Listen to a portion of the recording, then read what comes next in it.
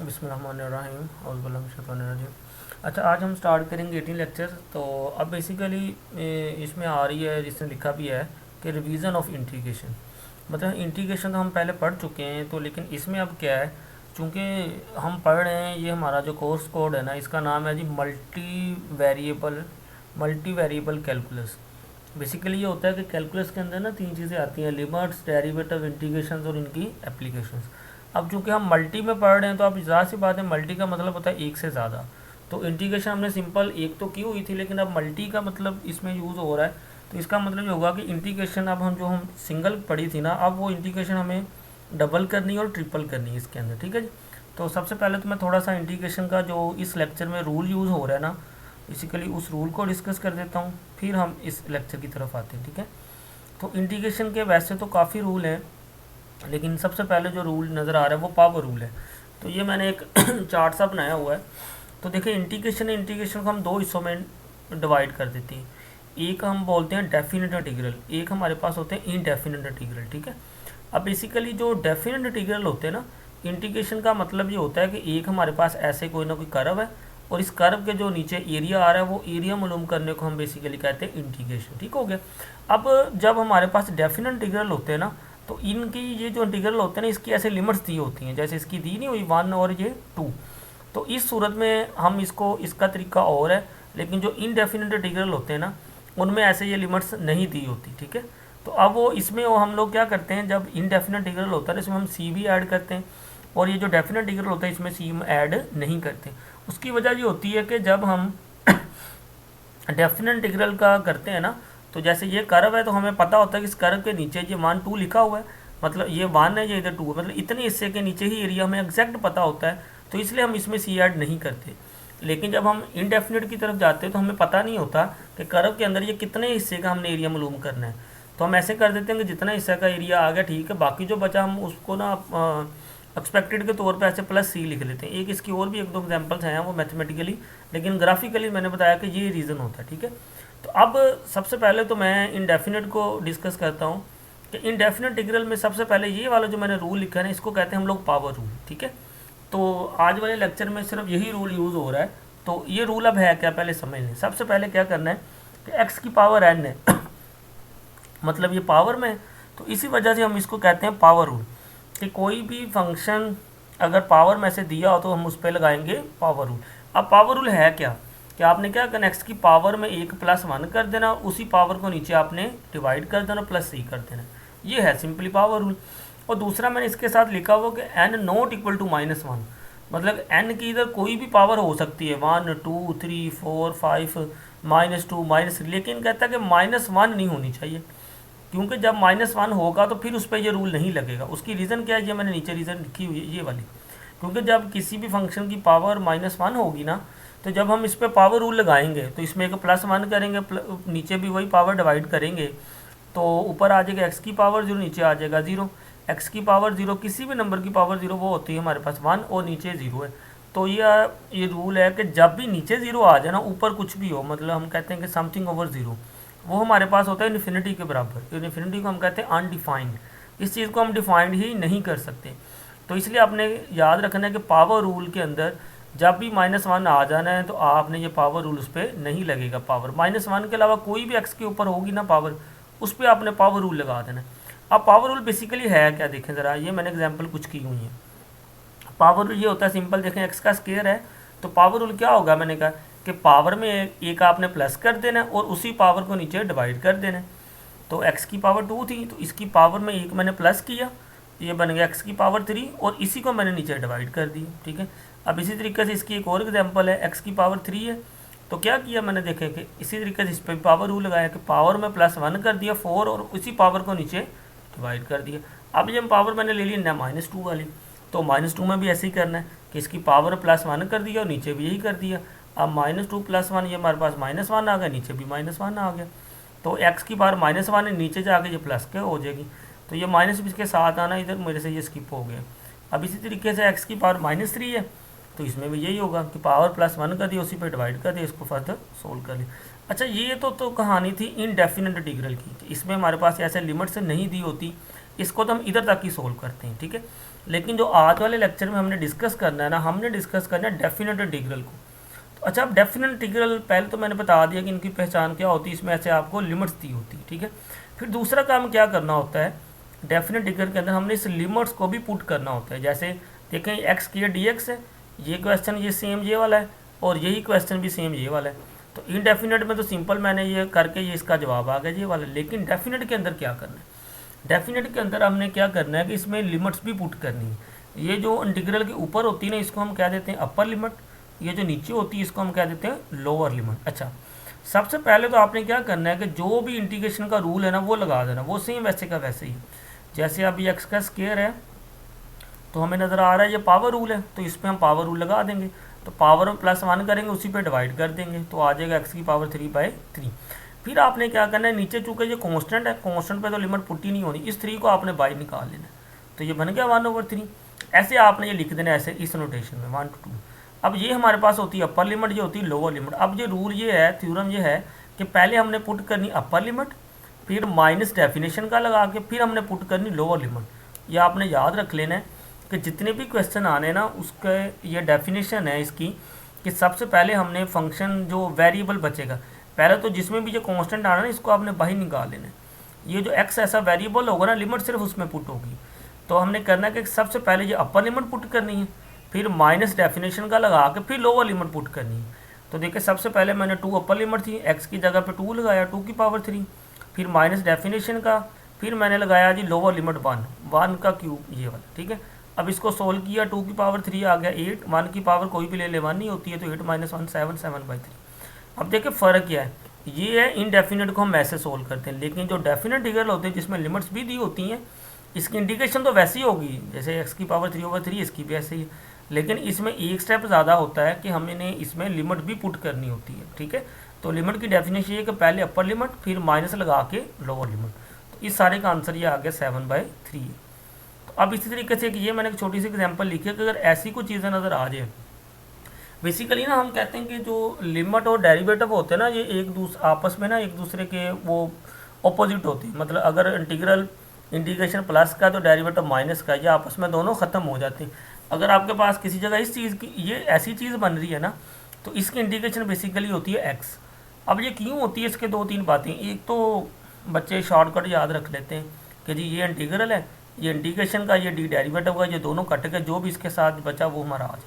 ठीक है, ये अंडरस्टैंडिंग करने के लिए हम इसको ऐसे याद भी रख सकते हैं, लेकिन इसका जो सही कंसेप्ट है ना वो ये मैंने नीचे किया हुआ है। बेसिकली देखें ज़रा, ये 1 था तो 1 को हम ऐसे लिख सकते हैं एक्स की पावर 0, ठीक हो गया। तो मैंने लिख दिया इसको एक्स की पावर 0। अब क्या करना है कि आप इस पर पावर रूल लगा दें। देखें ना 1 की जगह एक्स की पावर 0 लिख सकते हैं ना, किसी की नंबर की पावर 0 वो हमेशा 1 के इक्वल ही होती है। अब इस पर पावर रूल लगा दिए तो 0 + 1 0 + 1, तो एक्स प्लस सी आ गया। ये सही कंसेप्ट है, लेकिन अगर आप ऐसे भी याद रख लेंगी ना कि डी और इंटीग्रल कट गया एक्स आ गया, ये भी ठीक है, कोई मसला नहीं, ठीक है। तो ये था। अब मैं चलता हूँ अपने लेक्चर की तरफ। ये थोड़ा सा मैंने इंट्रोडक्शन इसका इंट्रोडक्शन का लिखा हुआ था ताकि आपको थोड़ा सा कंसेप्ट इसका आ जाए, ठीक है जी। अच्छा, नेक्स्ट हम चलते हैं अपने लेक्चर की तरफ। तो देखें ज़रा, ये हमारा लेक्चर है जी। सबसे पहले एग्जाम्पल नंबर 1 कह रहा है जी कंसीडर द फॉलोइंग इंटीग्रेशन। कहता है जी आपने इसकी इंटीग्रेशन करनी है, ठीक हो गया जी। अच्छा, अब इसमें ज़रा देखें कि इसमें इधर इसने लिखा हुआ dx, ये चीज़ बड़ी इंपॉर्टेंट है।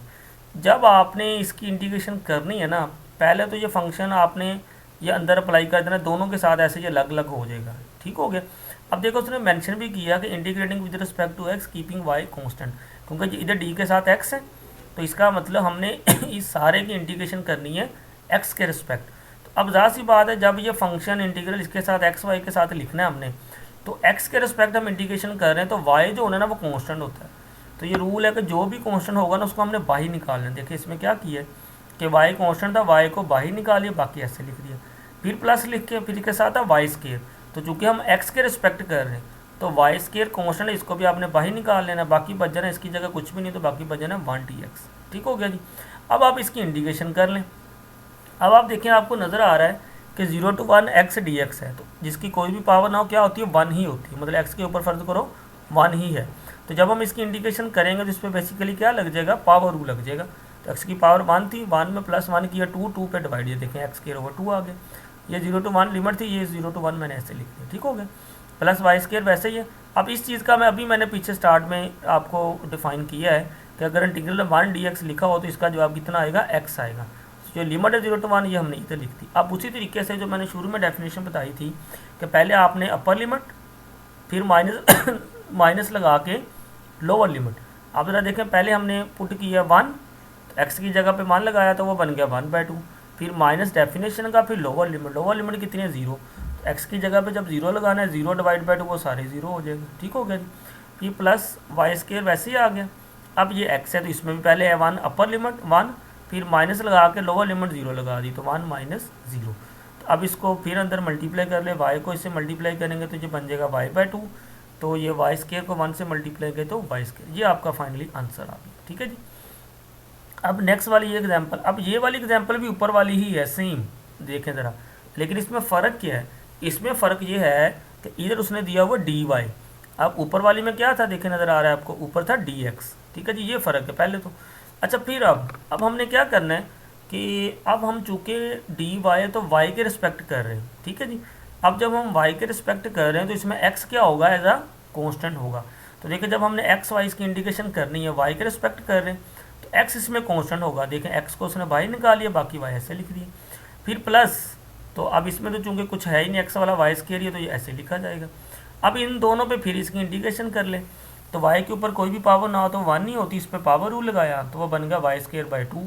तो ये y स्केयर था, इस पर भी पावर रूल लगाया, इसमें +1 किया, y³/3 आ गया। अब उसी तरीके से पहले अपर लिमिट 1 इसमें पुट की, 1/2 हो गया, अपर लिमिट 1 पुट की 1/2 हो गया, फिर माइनस लोअर लिमिट तो ये 0 हो गया, तो ये हमारे पास बन जाएगा 1/1 - 0।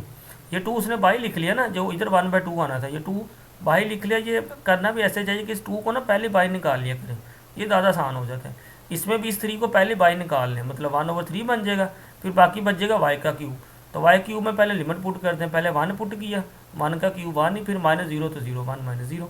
अब x स्क्वायर को 1 से मल्टीप्लाई करें, x/2, 1/3 को इससे करेंगे तो ये हमारा फाइनली आंसर आ। इस चीज़ का आपने ख्याल रखना है कि देखें ये एग्जांपल सेम है, इसमें इसके साथ dy है, इसमें इसके साथ dx है। तो जब y के रिस्पेक्ट इंटीग्रेशन करनी है तो उसमें x कांस्टेंट होना है, जब x के रिस्पेक्ट करनी है तो y कांस्टेंट। अच्छा अब ये नेक्स्ट आ गया जी एक डबल इंटीग्रल। तो क्योंकि मैंने आपको पहले बताया था कि हम मल्टीपल में जा रहे हैं तो हमारे पास एक से ज़्यादा ऑप्शन होंगे।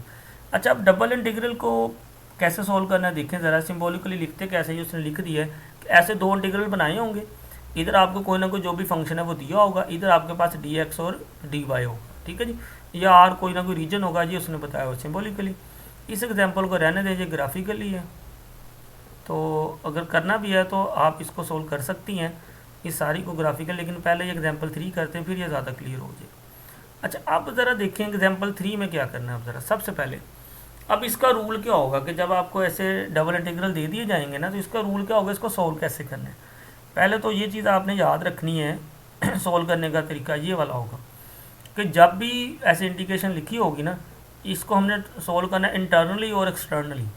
मतलब ये dx वाली ये वाली लिमिट होगी, ये dy वाली ये बाहर वाली होगी, मतलब बाहर वाली लिमिट, ये बाहर वाली जो इधर बाहर वाली चीज़ होगी वो उसकी लिमिट होगी, अंदर वाली चीज़ अंदर वाली की। अच्छा अब सोल्व करने का तरीका भी क्या है, पहले हमने इसको इंटरनली को सोल्व करना है जो इसके अंदर पड़ा होगा, मतलब पहले हमने इस dx को सोल्व करना है, ठीक है, फिर जो भी जवाब आया फिर हमने dy को रिस्पेक्ट सोल्व करना है। मतलब अब हमने क्या करना है, बेसिकली इस सारे फंक्शन को पहले हमने dx के रिस्पेक्ट सोल्व करना है, ठीक है।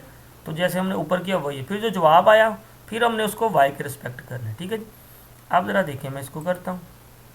सबसे पहले देखें कि मैंने जैसे आपको भी तरीका बताया कि ये सबसे पहले जो अंदर चीज़ होगी ना उसके रिस्पेक्ट सोल्व करना है, मतलब मैंने सबसे पहले सारे फंक्शन की इंटीग्रेशन करनी है x के रिस्पेक्ट। तो देखिए उसी तरीके से जब x y की x के रिस्पेक्ट करनी है तो इसमें y तो कॉन्स्टेंट है, y बाहर आ गया, x² बन गया, प्लस अब इसमें भी y x के रिस्पेक्ट करना है पहले, तो y² कॉन्स्टेंट बाहर आ जाएगा, बाकी इधर बचेगा 1 dx, तो 1 की इंटीग्रेशन होनी है x ही, एक स्टेप इसने छोड़ा हुआ है, आप देख लेना इसमें, ठीक है।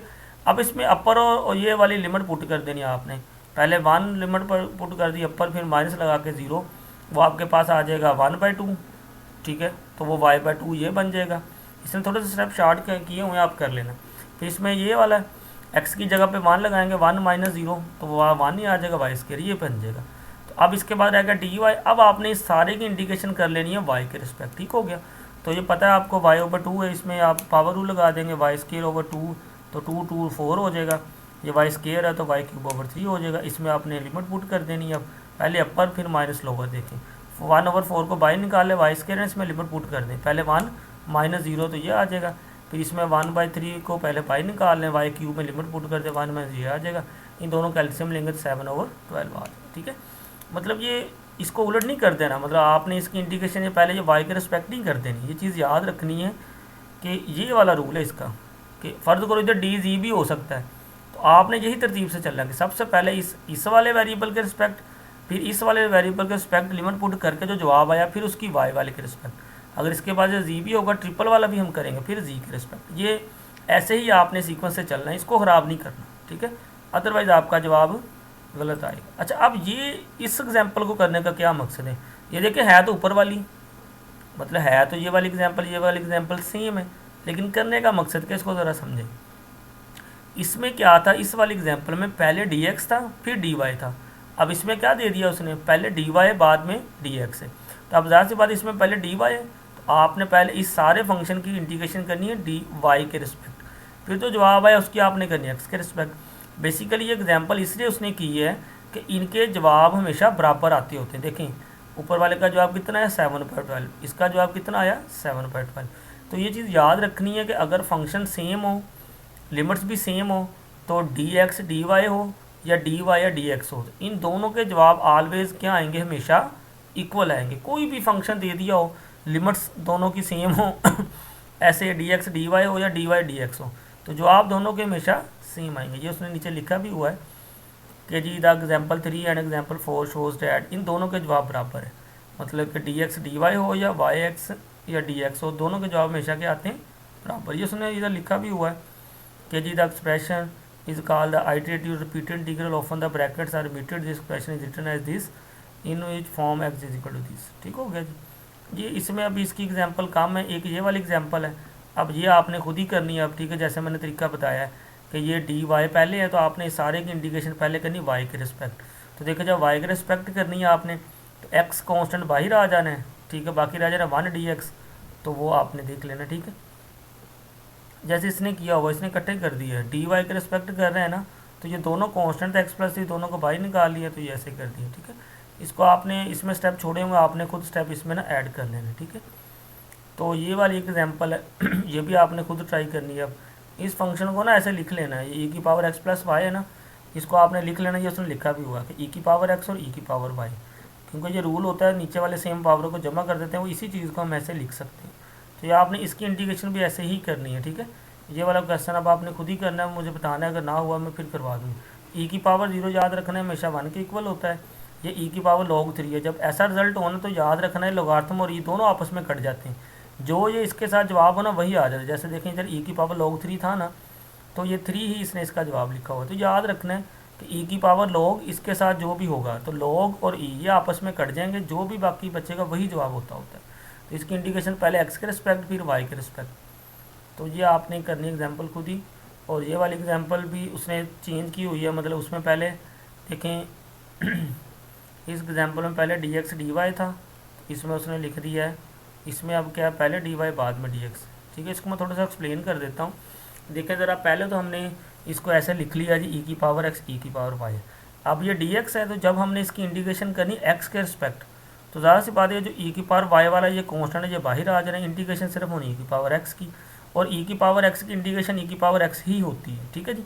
फिर इसमें ये अपर लिमिट log 3 पुट कर दिया x की जगह पे, e की पावर log 3 हो गया। फिर माइनस डेफिनेशन का लगा कर लोअर लिमिट पुट कर दी, लोअर लिमिट क्या थी 0 ये। फिर ये वाला स्टेप मैंने आपको पहले भी एक्सप्लेन कर दिए कि e की पावर ऐसे log 3 हो तो log और ये एंटी लोगारिथम होते हैं, इन्वर्स होते हैं, ये आपस में कट जाते हैं, जो भी इनके साथ चीज़ होती है वो जवाब आ जाता है। 3 था तो 3 जवाब आ गया, e की पावर 0 1 की इक्वल हो गया, तो 3 माइनस 1 कितना आ गया 2, ये 2 आ गया, e की पावर y आ गई। अब e की पावर y की फिर इंटीग्रेशन कर लेंगे, वो फिर e की पावर y ही होती है, तो उसमें आपने फिर वो इंटीग्रेशन करके सोल्व कर लेना, ये भी आपने ऐसे ही कर लेना, ठीक है जी। तो नेक्स्ट हम मज़ीद इसकी करेंगे, क्वेश्चंस वगैरह नेक्स्ट भी होंगे, ठीक है। तो ये तरीका था डबल इंटीग्रल को सोल्व करने का, ठीक है। आपने इसको देख लेना है और मैं आपको नेक्स्ट इसकी फर्दर एग्जांपल्स भी सेंड कर दूँगा। ठीक है जी, ओके जी, अल्लाह हाफिज़।